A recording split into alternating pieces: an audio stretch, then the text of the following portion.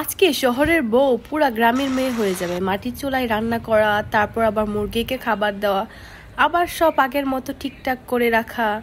তো সব কিছু নিয়েই থাকছে আজকের এই video. So hello everyone, this is me Afsana Hussain Mim from your favourite page dream dreams.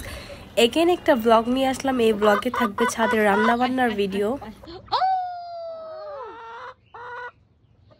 চাইছিলাম দুষ্ট মুরগিকে একটু আদর করি, বাট এরকম জোরে কামড় দিল।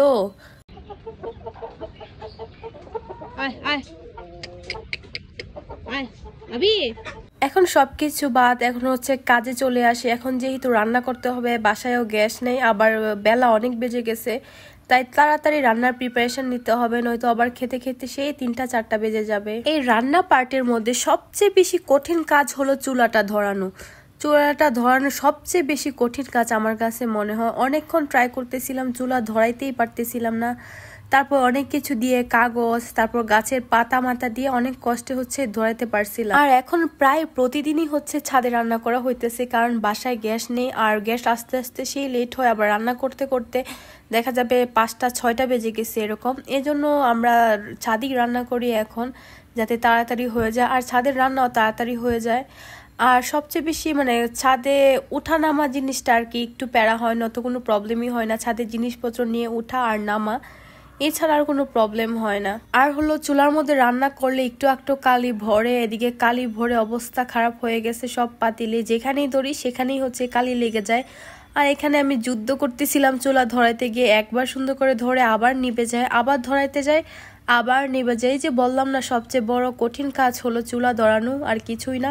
রান্না বান্না এত সহজ না, সহজ, তবে হলো চুলা ধরানো, এখানে মাটির চুলা ধরানো অনেক বেশি কঠিন। ফাইনালি আগুনটা ধরাতে পারলাম চুলার মধ্যে। এখন হচ্ছে প্রথমেই ভাত বসায় দিব, কারণ এখনো তরকারি প্রিপারেশন করা হয় না। তরকারি কাটাকুটা বাকি আছে, সে কাটাকুটা করতে হবে। ভাবলাম যে ভাতটা আগে বসায় দিয়ে, ভাত হতে হতে তারপর আমরা তরকারিগুলো কেটে ফেলবো।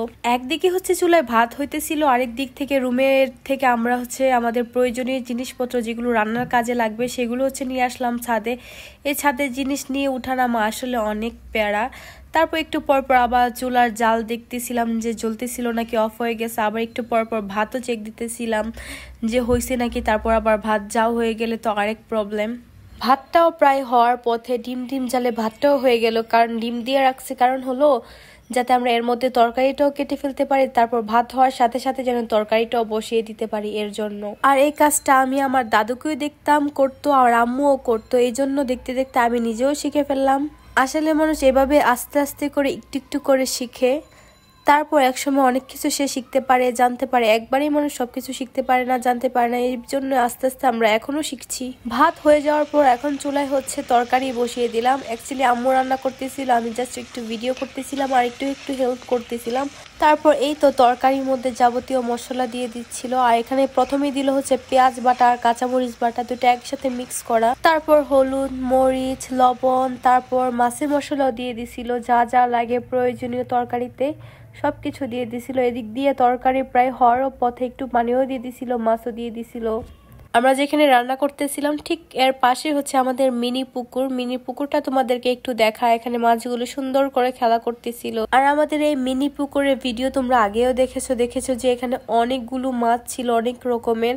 এখন আর বেশি মাছ নেই যদিও। আর পাপা এখানে সুন্দর করে আমাদের মিনি পুকুরটার পাশে হচ্ছে 2টা গাছ অ্যাড করে দিছি, খুবই কিউট লাগতেছিল। আর এখন রান্নায় ফিরে আসি। এখন রান্না করা হইতেছিল হচ্ছে শাকের মধ্যে হচ্ছে পেঁয়াজ, কাঁচামরিচ, লবণ সবকিছুই দেওয়া হয়ে গেছে। এখন জাস্ট নাড়াচাড়া দিয়ে হয়ে গেলেই হয়ে যাবে।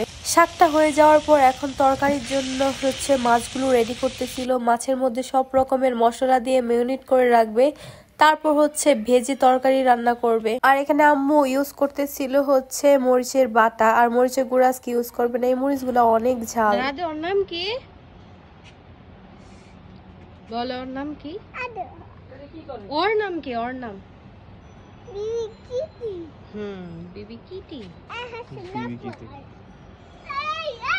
আর এই তো ম্যারিনেট করা মাছগুলো এখন ফ্রাই করতেছে। আর লেজগুলো একটু কড়া করে ফ্রাই করবে, লেজগুলো হচ্ছে তরকারিতে দিবে না, আর ওগুলো হচ্ছে তরকারিতে দিবে, এগুলো হালকা ভাজা দিবে। এই তো মাছগুলো এখন হয়ে গেছে, এখন উঠায় ফেলবে। আর আগে কি করতাম, আম্মু রান্না করলে হচ্ছে আম্মুর পাশে গিয়ে বসে থাকতাম, আম্মু এই সেই তুলে নিয়ে দিত। এখনো প্রায় সেমই অবস্থা, এখন রান্না করতেছি আর এক পাশে আমরা বসে বসে খাইতেছিলাম। আর হচ্ছে রাধু বেবিকেও খাওয়াচ্ছিলাম, সে একটা মুখে নিয়ে আবার দৌড় দিয়ে তারপর খেটে আবার আসে, এরকমই করে। ছোটবেলা আমরাও মনে হয় এরকম করতাম।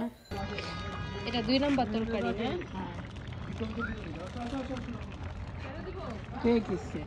আমরা নাচতে থাকবো, গ্যাস নাই তত কি হয়েছে। এখন তো জাল ভালো করে ধরছে, চারদিকে লাগতেছে। ঘরে তো জানলেই পারে। মানে ছাইগুলো কি সরাই দিয়েছিল? হ্যাঁ